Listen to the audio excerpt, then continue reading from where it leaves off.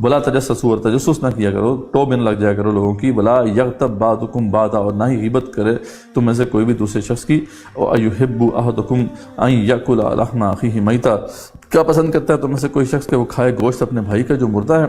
فکرہتموہ، تو تم نے تو پسند کیا ہے اسے، تم نے تو ناپسند کیا ہے اسے، واتقوا اللہ، اللہ سے ڈرو، ان اللہ تواب الرحیم، اللہ تعالیٰ بہت زیادہ توبہ قبول کرنے والا ہے اور رحیم ہے۔ اب اس میں بہت سے احکامات ہیں جن کی بڑی ڈیٹیلز ہیں، کچھ تو ہم دیکھتے ہیں اس ضمن میں کہ ہم اس ضمن میں کیا دیکھ سکتے ہیں۔ خاص طور پہ سب سے پہلے جو بات آتی ہے ہمارے سامنے وہ ہے کہ راز ٹٹولنے سے متعلق، کہ کسی کی تجسس میں لگ جانا، ٹو میں لگ جانا کہ اس کی کوئی غلط چیز پکڑے، یہ طرز عمل کو ٹھیک نہیں ہے۔ آپ صلی اللہ علیہ وسلم نے اس حوالے سے منع فرمایا ہے۔ تو آپ صلی اللہ علیہ وسلم نے ایک مرتبہ خطبے میں تجسس کرنے والوں کے متعلق فرمایا کہ اے لوگو جو زبان سے ایمان لائے ہو مگر ابھی تمہارے دلوں میں ایمان نہیں اترا، مسلمانوں کی پوشیدہ حالات کی کھوج نہ لگایا کرو، کیونکہ جو شخص مسلمانوں کے عیوب ڈھونڈنے کے در پہ ہوگا، جو مسلمانوں کے عیوب ڈھونڈنے کے در پہ ہوگا تو اللہ اس کے عیوب کے در پہ ہو جائے گا، اور اللہ جس کے در پہ ہو جائے تو اسے اس کے گھر میں رسوا کر کے چھوڑتا ہے، گھر میں رسوا کر کے چھوڑتا ہے۔ تو لوگوں کے اس میں پڑ جانا، ٹو میں لگ جانا، یہ کوئی اچھا طرز عمل نہیں ہے، اس کی سخت وعید یہاں سنائی گئی ہے۔ حضرت معاویہ کہتے ہیں کہ میں نے رسول اللہ صلی اللہ علیہ وسلم کو یہ فرماتے ہوئے سنا، سنن ابی داؤد میں یہ روایت موجود ہے، اگر تم لوگوں کے مخفی حالات معلوم کرنے کے در پہ ہوگے تو ان کو بگاڑ دو گے یا کم از کم بگاڑ کے قریب پہنچا دو۔ اگر آپ ٹو میں لگ جاؤ گے تو آپ حالات کو بگاڑ کے چھوڑو گے، تو اس لیے یہ بہت ہی ایک بری حرکت ہے۔ دیکھو ایک اور حدیث میں آتا ہے کہ جب کسی شخص کے متعلق تمہیں کوئی برا گمان ہو جائے تو اس کی تحقیق نہ کرو، برا گمان ہو بھی جائے تو تحقیق کرنا چھوڑ دو، بس حسن ظن رکھو۔ اور ایک دوسرے حدیث میں ہے، آپ نے فرمایا کہ جس نے کسی کا کوئی مخفی عیب دیکھا اور اس پر وہ پردہ ڈال دیا اس نے، یعنی یہ اصل سکھایا کے جا رہا ہے کہ اگر کوئی عیب دیکھ بھی لے، کسی کے عیب پہ مطلع بھی ہو جائے تو یہ نہیں کہ پورے محلے میں اسے پھیلانا ہے بلکہ اس کو چھپا دینا ہے۔ اس پر پردہ ڈال دیا تو یہ ایسا ہے جیسے کسی نے ایک زندہ گاڑی ہوئی بچی کو موت سے بچا لیا، یعنی یہ اتنا بڑا اس کا یہ احسان ہے اس کا۔ یہ جو حدیث ہیں یہ امام ابو جساس نے پیش کی ہیں۔ اچھا، پھر غیبت کے حوالے سے بات آئی۔ اب غیبت کے حوالے سے آپ نے بات تو فرمایا کہ جو ہے تعریف کیا ہے غیبت کی، تو یہ بڑی تفصیلی روایت ہے۔ تو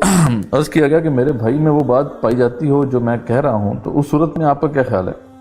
اس بارے میں آپ کیا کہتے ہیں؟ اگر واقعی وہ برائی ہے تبھی وہ بیان کر رہے ہیں، تو آپ سے فرمایا قال ان کان فیہ ما تقول فقد اغتبت،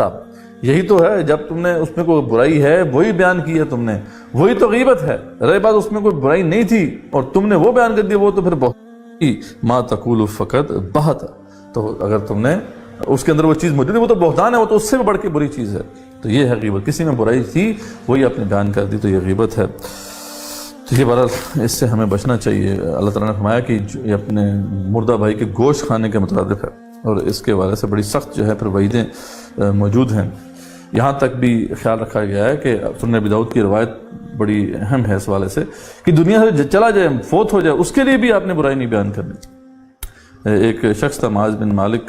کو جب زنا کے جرم میں رجم کی سزا دے دی گئی تو آپ صلی اللہ علیہ وسلم نے جہاں چلتے ایک صاحب کو اپنے دوسرے ساتھی سے کہتے ہوئے سن لیا کہ اس شخص کو دیکھو اللہ نے اس کا پردہ ڈھانک دیا تھا، پھر اس کے نفس نے اس کا پیچھا نہ چھوڑا جب تک کہ ایک کتے کی موت نہ مار دیا گیا۔ چل کر چلے جب تو آپ صلی اللہ علیہ وسلم نے فرمایا ایک گدھے کی طرف، گدھے کی لاش پڑی ہوئی تھی، سڑتی ہوئی لاش تھی، اس کی طرف اشارہ کیا۔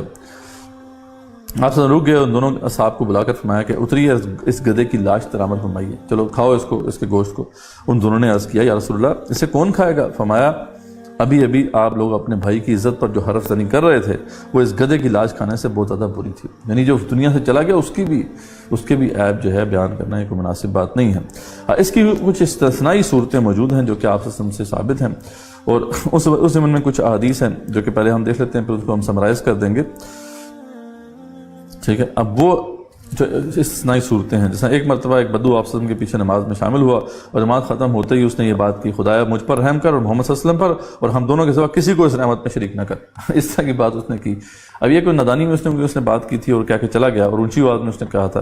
تو آپ صلی اللہ علیہ وسلم نے پھر لوگوں کو کہا تم لوگ کیا کہتے ہو، یہ شخص زیادہ نادان ہے یا اس کا اونٹ تم نے سنا نہیں کہ یہ کیا کر گیا ہے؟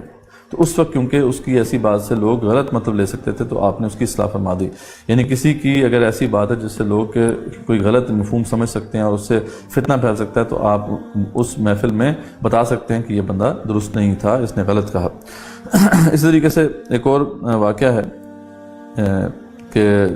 جو نکاح کے حوالے سے جو معاملات ہوتے ہیں، اس زمن میں ایک خاتون فاطمہ بنت قیس کو دو صاحبوں نے، دو صحابیہ جو صحابی تھے رضی اللہ عنہما، انہوں نے نکاح کا پیغام دیا. ایک حضرت معاویہ، دوسرے حضرت ابو الجہم. انہوں نے آ کر آپ سے مشورہ طلب کیا تو آپ نے فرمایا کہ معاویہ تو بڑے مفلس ہیں، اور ظاہری بات اب وہ جو دوسرے صحابی ابو الجہم بیویوں کو بہت مارتے پیٹتے ہیں، تو تم دیکھ لو. تو اس پہ اب ان کے عیوب بیان کر دیے، کیونکہ ایک عورت کی زندگی کا مسئلہ ہے، اس لیے شادی بیاہ کے معاملات میں اگر کوئی بندہ پوچھتا ہے تو اس طرح اس کے بارے میں بتایا جا سکتا ہے. اس لیے جرح و تعدیل جو ہے، جو کہ حدیث کا پورا علم ہے، اس میں جو جرح کرتے ہیں، جرح و تعدیل کرنی پڑتی ہے راوی کے حوالے سے کہ وہ جھوٹ بولتا ہے یا سچا ہے، اس نے کبھی جو ہے وہ غلط کام تو نہیں کیا. تو ابھی اس حوالے سے کرٹیکل بایوگرافیز ہے وہ، کیونکہ اس کے اوپر پورا ایک علم بیس کرتا ہے، تو وہ بھی جائز ٹھہرے گا. ایک دفعہ حضرت عائشہ کے پاس آپ سے بیٹھے ہوئے تھے، ایک شخص نے آ کر ملاقات کی اجازت طلب کی. آپ نے فرمایا کہ آپ نے کبیرہ کا بہت برا آدمی ہے. پھر آپ باہر تشریف لے گئے اور اس سے بڑے نرمی کے ساتھ بات کی. گھر میں واپس تشریف لائے تو آپ حضرت عائشہ صدیقہ رضی اللہ عنہا نے عرض کیا، آپ نے تو اس سے بڑی اچھی طرح گفتگو فرمائی، حالانکہ باہر جاتے وقت آپ نے اس سے متعلق وہ کچھ فرمایا، یہ کچھ باتیں کی تھی. جواب میں آپ نے فرمایا، خدا کے نزدیک قیامت کے روز بدترین مقام اس شخص کا ہے جس کی بدزبانی سے ڈر کر لوگ اسے ملنا جلنا چھوڑ دیں. کہا کہ میں بدزبانی تو نہیں کر سکتا نا، نہیں، ایک بندہ برا ہے اس کے بارے میں بتا بھی دیا، ٹھیک ہے، لیکن یہ ہے کہ اسے پھر بھی اچھی طریقے سے بات کی. اس میں ایک اور ہمارے سامنے ایک اور پہلو بھی واضح ہوتا ہے. اور دوسری بات یہ ہے کہ اس زمانے میں کسی کی برائی کے حوالے سے کسی کو بتایا جا سکتا ہے. اس طریقے سے بہرحال دیگر جو معاملات اس کو اگر ہم سمرائز کر لیں تو وہ ایکسیپشنز جو ہیں وہ 6 ایکسیپشنز بنتی ہیں غیبت کے حوالے سے. ایک ظالم کے خلاف مظلوم کی شکایت، ہر اس شخص کے سامنے جس سے وہ توقع رکھتا ہے کہ وہ اس ظلم کو دور کر سکتا ہے، اگر وہ شکایت کرتا ہے تو اس کے لیے اس کے اوپر وبال نہیں ہوگا. نمبر 2، اصلاح کی نیت سے کسی شخص یا گروہ کی برائیوں کا ذکر ایسے لوگوں کے سامنے جن ہیں تو وہ کی جا سکتی ہیں، یہ بھی جائز صورت ہے. لوگوں کو کسی شخص یا اشخاص کے شر سے خبردار کرنا تاکہ وہ اس کے نقصان سے ہیں کہ وہ اس لقب کے سوا کسی لقب سے پہچانے نہیں جا سکتے، ان کے بارے میں اگر وہی نام سے آپ پکارتے ہیں، وہ مائنڈ نہیں جس پہ کرتے، تو یہ بھی ایک جائز صورت ہے. تو یہ 6 صورتیں، باقی صورتیں جو ہیں وہ کوئی جائز صورتیں نہیں ہیں.